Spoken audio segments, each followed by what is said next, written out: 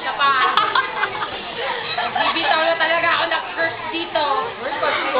Ano masasabi mo kay Kenneth? Kenneth, ito ang mensahe ko sa'yo. Magtago ka na dyan sa Laguna. Huwag na akong malalagpas sa Laguna, di ba? Hindi. Speaker ko. Gagamitin nga daw muna sa party. Kasi nga wala daw light. Eh kasi umiilaw-ilaw ata yung speaker mo. Ba't sinabi mo kanina parang di na ako nagpakairas dito maghintay? Alam mo ba, Kenneth? Ang pakiramdam na naghihintay sa wala. Ay, alam ko yun. Yung ano, yung sabi di ba 5 minutes na akong paghintay niyo. Ako ba nagmimensahe eh? Alam mo ba yun? 2 oras, 3 na nga eh. Nakayak naman maalaanan mo yun. Yung speaker ko. Akala ko may matatago pa ako regalo ngayong Pasko. Pero ano ginawa mo?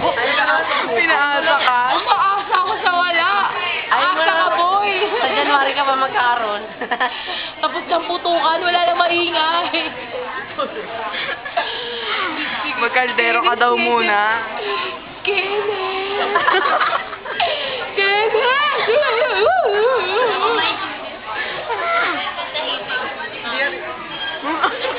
I'm shocked. Alata nga. 3 hours na ako nakaupo dito. Akala ko may regalo ako matatanggap. Pero anong ginawa mo? Bitin na bitin! Ba't tumatawa ka? Akala ko ba malungkot ka? Sinusumpa kita. Nakakatakot. Anong gagawin mo? Uuwi ka na? Uwi ka na? Ano ba magagawa ko? Ano ba yan? Ayoko na talaga magregalo rin. Malas ka talaga sa exchange gift.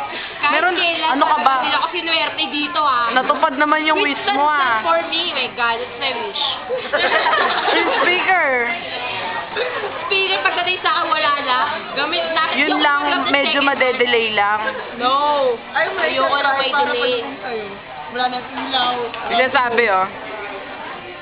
Yung sumpa kita! Oy! Ito na yan. Ay, napasko. Huwag mainit ang ulo. I'm so disappointed. Don't you know how I feel right now? Ano mo ginagawa natin dito? I feel I was betrayed by you. Siguro binibilaukan na si Kenneth ngayon.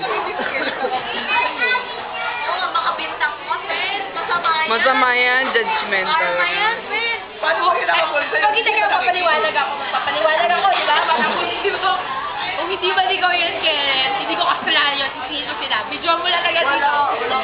Silang nag-joke sa akin. Malademonyo o joke. Kunyari, walang alam mo. Si Paul Pabili. Siya nagsalita. Ayun. I will not give a public apology.